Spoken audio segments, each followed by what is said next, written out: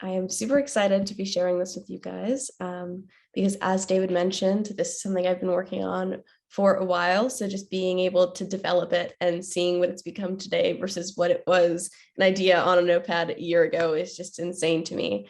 But here's our logo. And I just want to quickly give you a rundown of what the Gaia Zine started as and what it is prior to this project. So the Gaia Zine is, just to summarize, is a publication that strives to amplify the voices of young artists, filmmakers, and writers, just young creatives in general. And we do this by publishing and promoting their work on our website and our social media platforms. So I started this about a year ago. Like I said, it'll be a year ago and I think like 5 days, which I'm excited about. I had to like go into the archives of my text messages when I first like proposed it to my friends. But it was because I wanted to do something with the work I was doing. I wanted to make sure that my writing didn't have to live in the Notes app as it had been for so many years. And I thought, oh, I wonder if there are publications online I can submit to. And I did some research, and most publications, most film festivals, most shows have an 18 plus restriction. So I asked my friends if they knew of any places, and they also did not.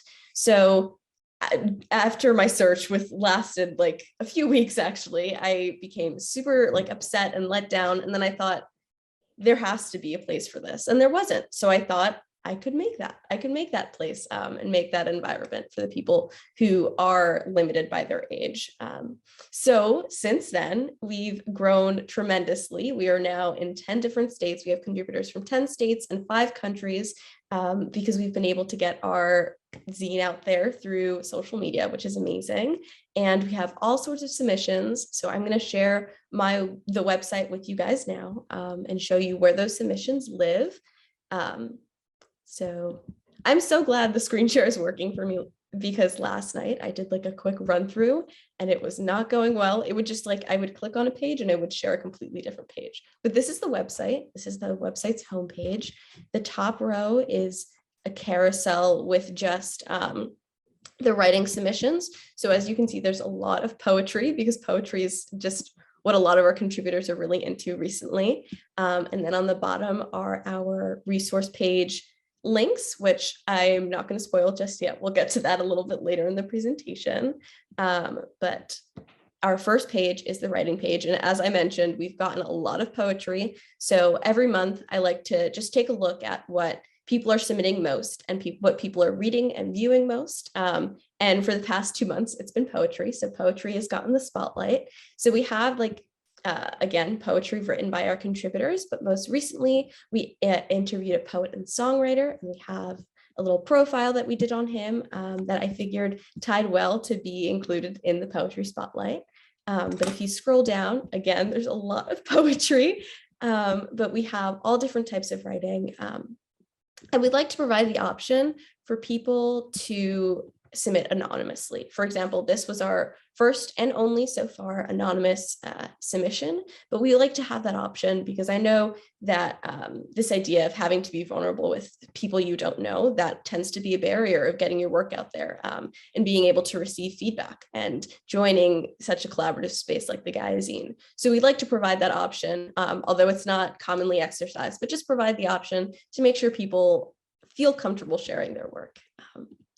So just scrolling through, we also have movie reviews, which were pretty popular.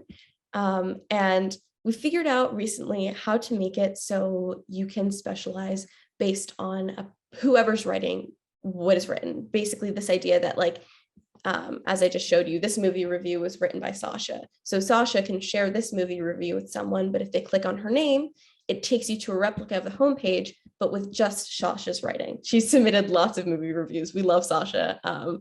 But we can also visit the art gallery, which works similarly in this idea that you submit and have your work put up there. It's currently on a carousel. So this idea that you scroll through to see all of the submissions, and people like to link their names, their websites sometimes, and their social media platforms.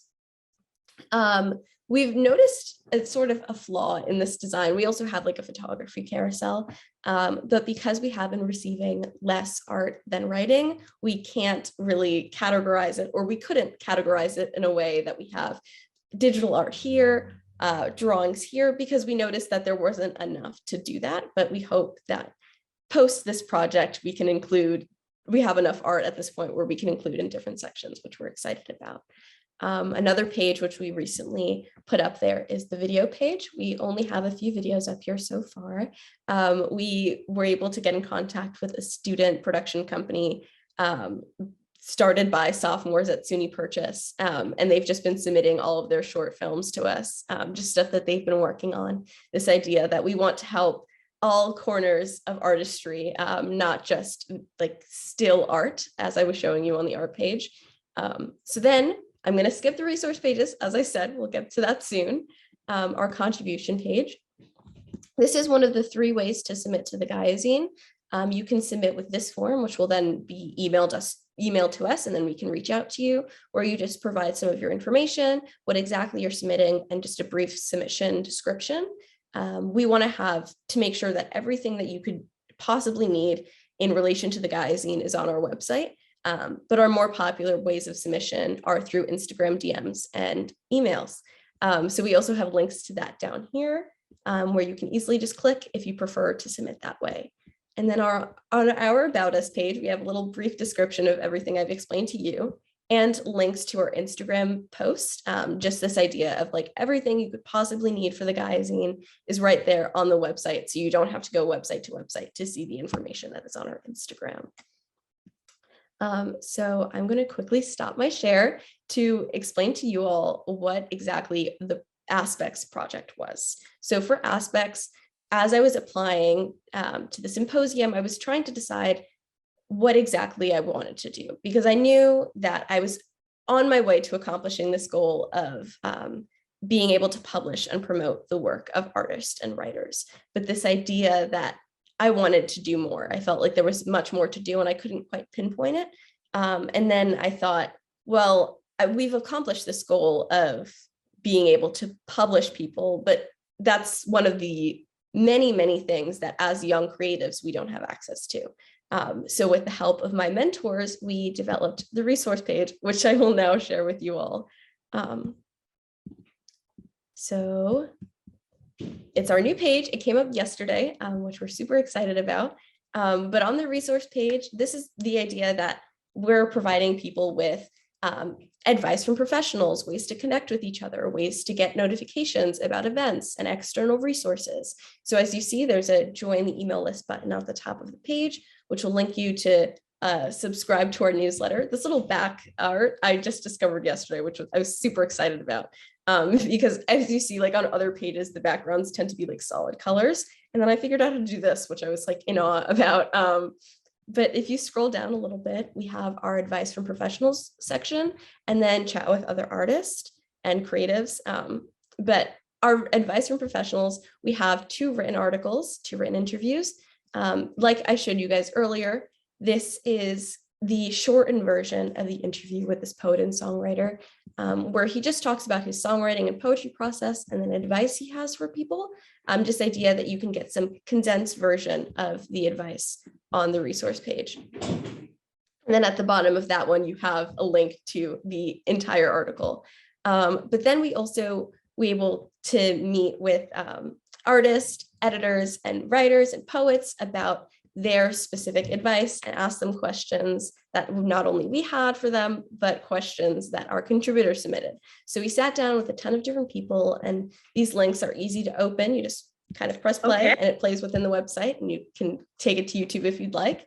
But we sat down with people and we realized a really, really common, without telling them what we'd spoke about in the interview previous to that, we realized everyone was saying that emphasizing the importance of collaboration, exploration, and really finding that community, that creative community you can thrive in, and making sure that you know exactly what you're doing, not only creatively, but on the quote business side of things, and making sure that you know exactly not only what you want to do and what art you're producing, but how to get that work out there.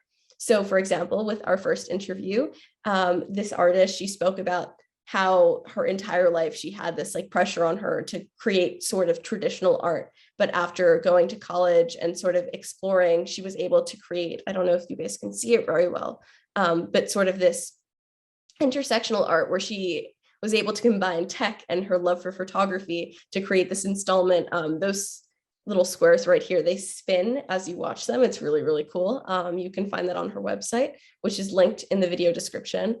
But our next interview, we interviewed a printmaker, and he spoke about printmaking, which is something I didn't know about. So not only did I get to learn about what printmaking was, but he also emphasized the importance of finding a community that you can not only get feedback and finding mentors you can get feedback from, but finding a community you can give back to as an artist, which I thought was super important and super cool to hear.